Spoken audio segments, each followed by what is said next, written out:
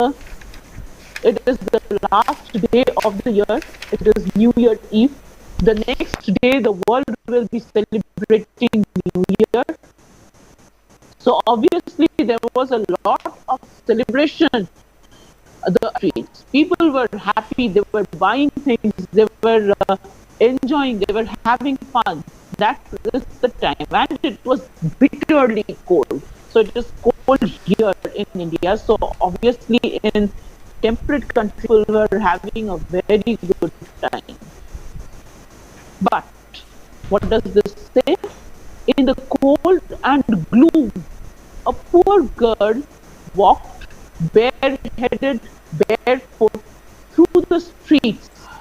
She had been wearing slippers, it is true. What good were they? They had been their mother, her mothers. So you can imagine how big they were.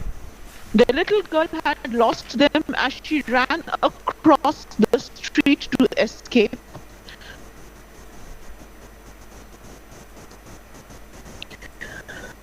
One slipper we found and a very handy as a cradle someday when he had children of his own. So this is the story of a small girl. She is bareheaded. She does not have a cover on her head. She has something to cover her head to protect. She is not wearing slippers. It's not that she did not have slippers. When she left her home, she was wearing her mother's oversized slippers. Small children wearing their mother's slippers and moving around. So she had left. That is having fun. But this was compulsion. Slippers. They were oversized. And when she was trying to cross the street, there were two carried one. Maybe it slipped in where she lost one. The bear was taken away by a small. He took it away and he said, "Good, this will be a good baby." So he will just it and he will make a good it. So what do we from that condition? It would fold to form a cushion of a slipper. So and now extreme here in time of session, but they are saying mind this gloom, there is happy gloom from root of view. Eriko did not have enough clothing to cover to keep her. She was very poor. So there was nothing happy in her life. That is, she had slippers, it's true, when she left home, but what good were they? They had been, so you can imagine how the two carriages were being driven terribly fast. One could it was very handy as a cradle someday when he had children of his own.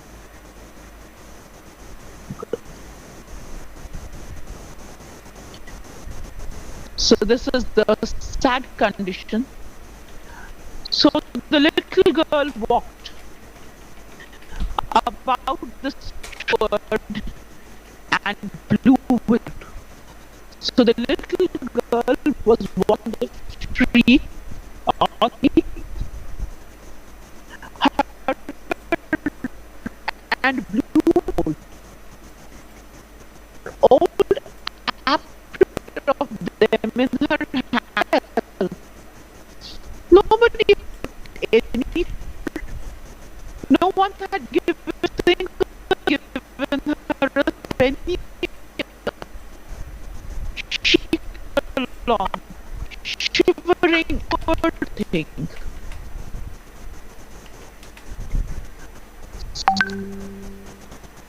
Here the has been shown as मेरे to को पता be है in her. सुफलानी Their कर रहा है hopelessness, numb and जा cold. इधर That जा means so. There was relaxation, no discomfort there physically. Just she sell those matches. There was one in her hand, so, but no bothered something from her. Give any, give her something. Nobody had bothered because we hardly have look around to whether the children around whether from us hardly have any and this so no stress join in shivering and she was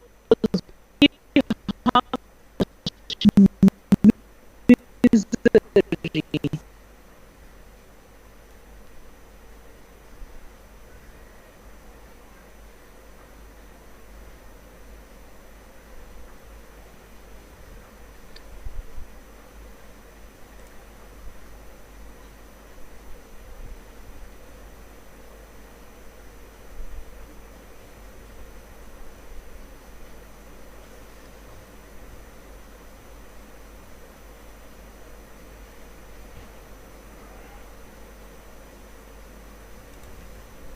There was a glorious smell of roast goose on the street, for this was New Year Eve.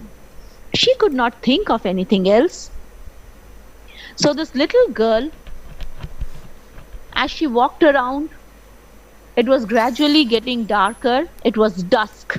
What is dusk? It is the time when day meets night.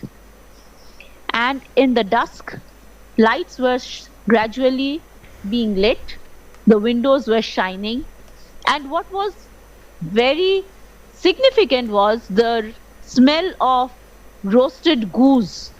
So it is a system, it is a culture among Christians that they will roast goose on New Year Eve. So that smell of roasted goose was coming from every part of the street, and the little match girl could think of nothing but the fact that it was New Year Eve. So this what we see is the child is in misery. She has nothing to eat. She hardly has something to cover herself. There is no comfort. Yet her thoughts are about the New Year Eve. The thought of celebration, the thought of enjoyment, a typically child's mind which is hopeful, which is hopelessly hopeful. You understand when I say hopelessly hopeful, even there is no hope in life, the child is hopeful. The hope has not yet died out because she is a child. She is innocent. She still has the dreams of a beautiful day. And she could think of nothing but the fact that it was New Year's Eve. It was the time for celebration. It was time for new beginnings. Okay. So, maybe this writing is a little difficult for you, but I wanted to add the pictures. She huddled down in a heap in a corner formed by two houses, one of which projected further out into the street than the other. So you can see over here, she was sitting in a place. Now, this is one wall and this is the other wall. It was projecting and she was sitting in this corner. In the corner she was sitting so that she would get a little warm. So there were houses. Maybe the walls of the house would give her some amount of warmth, some amount of comfort. So she huddled in a heap, formed by two houses, one of which projected further out into the street than the other. But though she tucked her little legs under her, and she felt colder and colder. So just when you feel very cold, when we feel very cold, what do? We tuck our feet as close to our bodies as possible so that we start feeling very snug and warm. To feel so snug and warm, she had tucked her feet under her body, but it was of no use. She was feeling very cold. She was shivering. She did not dare to go home. She did not dare to go home, for she had sold no matches and earned not a single penny. Her father would be sure to beat her, and besides, it was so cold at home, for they had nothing but the roof above them, and the wind whistled through that, even though the largest cracks were stuffed with straw and rags. So the little girl, she sat down over there. She knew it was time to go home. It was dark, but she dared not go home. Why? Because she had not sold a single match. And not a single matchbox had been sold, and she would have to return home penniless. Her father was an abusive man. He would beat her because she had returned with no money. So she was very afraid.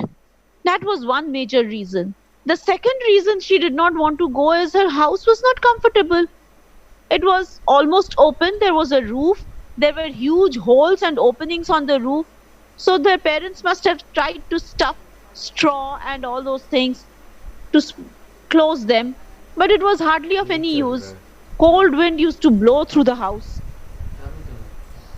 And wind whistled through that, even though the largest cracks were stuffed with straw and rags.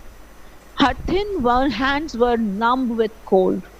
So it was so cold, she was almost getting that snow bite, and her hands were getting numb.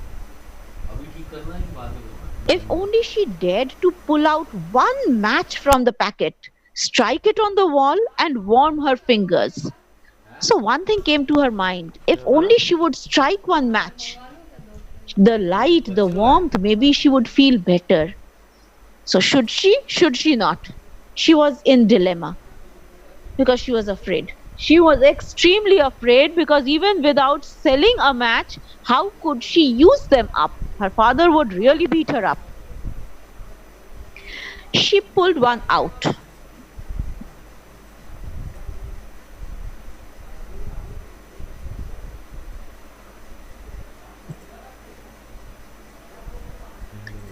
She pulled one out.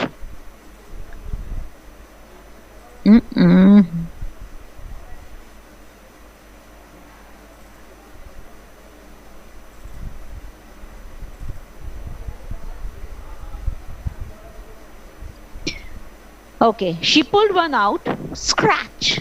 How it spluttered and burnt. It had a warm, bright flame like a tiny candle when she held her hand over it. But what a strange light! It seemed to the little girl as if she were sitting in front of a great iron stove with polished brass knobs and brass ornaments. The fire burnt so beautifully and gave out such a lovely warmth. Oh, how wonderful that was! The child already stretched her feet to warm them too. When out went the flame, the stove vanished, and there she sat with the burnt match in her hand. So, this little girl, she sat over there, she pulled out one matchstick, she scratched it, and it burned with a bright flame. There was warmth, there was light, and the heat spread around. And she started feeling good. She stretched her hands, she stretched her feet, she was already feeling warm. But in that light, in the light of the single matchstick, she saw an illusion.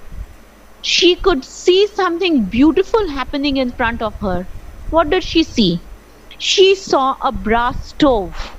A stove which is burnt to cook food, a stove which is burnt to give warmth. Brass stove with polished brass knob and brass ornaments. So the stove was very beautiful. It was made of brass, it had brass knobs and beautifully decorated. There were decorations and carvings on the stove. The fire burned so beautifully and gave out such lovely warmth. So she could feel the warmth of the fire. She could see that stove burning. Was there really a stove?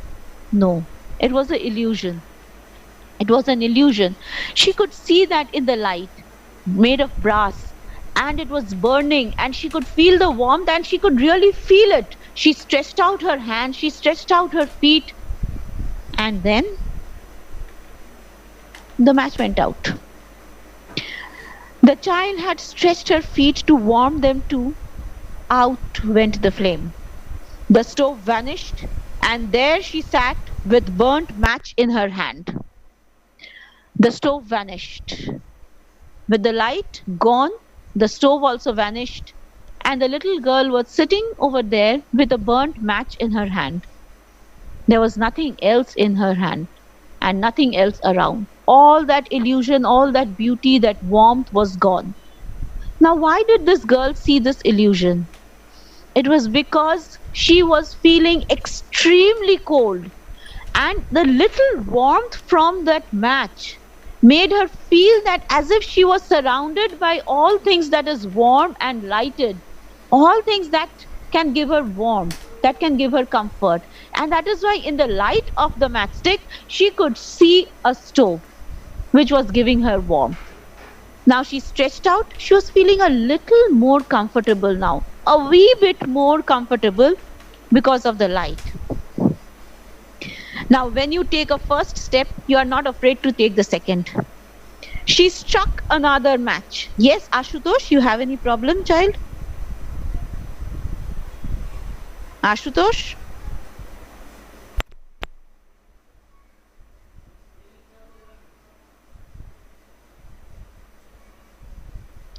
Okay. She struck another. It burned clearly, and where the light brass, not nib beta, it's knob. Or is it written nib? OB. Wait.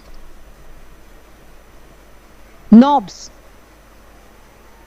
Okay, there were brass knobs. So stove means they are not the stoves of our kind.